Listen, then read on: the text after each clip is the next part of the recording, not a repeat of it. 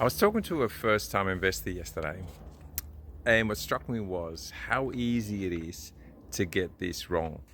And so I wrote him an email afterwards, and I got my little cheat sheet here, with points to keep in mind when you invest in property. Things like, are you aiming for capital growth or cash flow? Why that is important, that might not seem an obvious one, but in your early stages of your property investing, you probably want capital growth.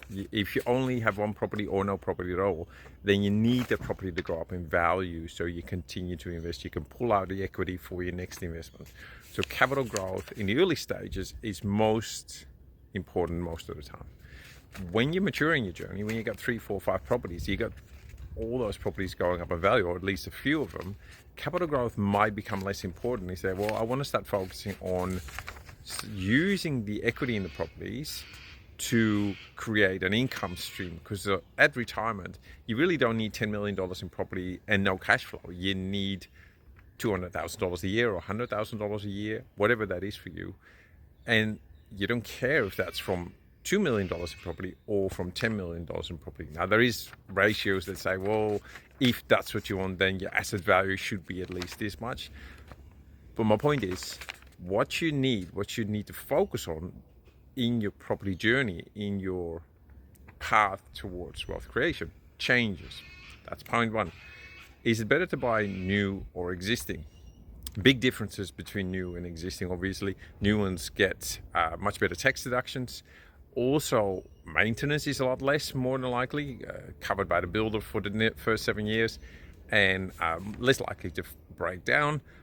It's also possible to attract a different style of tenant, different kind of tenant, maybe a higher quality tenant, because if somebody makes it a conscious and deliberate choice to live in a new property, they often do that for a reason. It doesn't always work out that way, but there's a good chance to say, I want a nice place. I want something pretty. So it can quite possibly be a new tenant.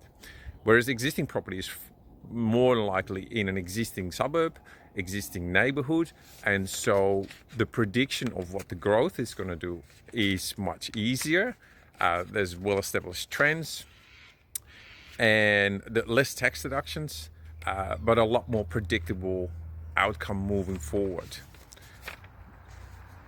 Third point, buy in the right price brackets. This might be an obvious one, but if you max out, as an example, on your borrowing capacity, you're going to be stuck in your property journey for a number of years possibly, because you need income growth to be able to borrow again. Whereas if you stay well within your limit, then as soon as there's equity, there's still income, you're able to go again. So buying for the right price bracket is a crucial point in your journey.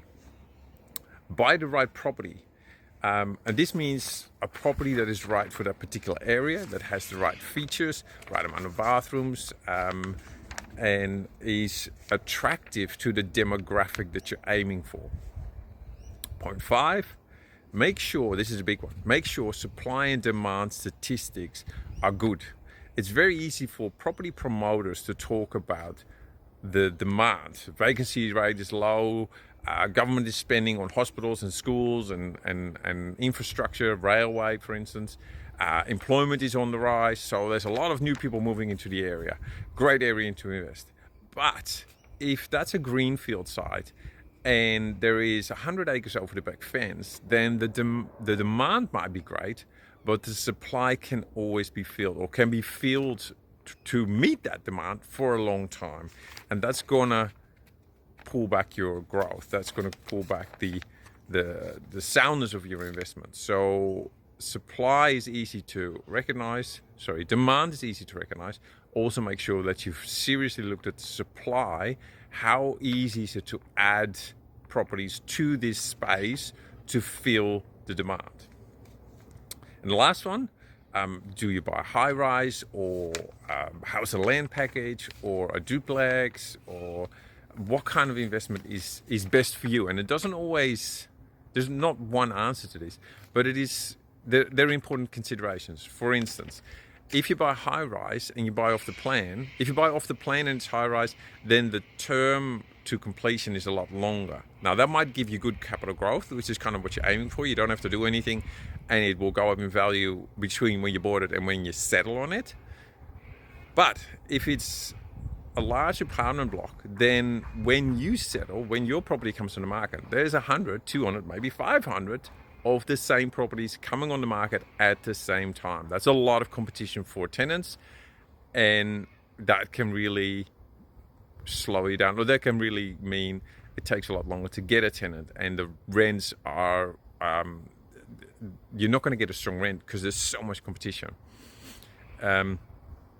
If you buy an existing property in a smaller block, that can be a good investment because there's less competition, there's less strata as well. Often if there's no lifts, there's no spas, there's no gyms, that reduces your strata, so that can really make a difference. And you know what the property is going to do. We've seen a lot of problems with high-rise apartments in the construction side of things, and so having something that is established in a small block means whatever is going wrong structurally has already gone wrong, so you're past that point, especially if something is 5 or 10 years old.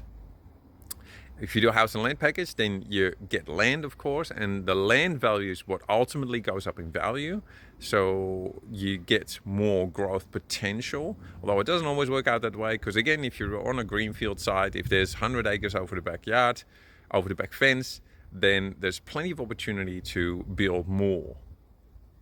Those are some of the considerations when you start investing, and I, doing this video, to strongly encourage you to educate yourself, to talk to people that you trust that have done this before, to check their credentials, because if you get it wrong, you're sitting on a dud. Most people don't want to sell property, so 10 years down the track they have very little growth in value and in rent, and you're stuck and you're like, what do I do now? This is not what I thought. And this is your future. This is your wealth creation plan. So it's really important to get it right. Make sure you do.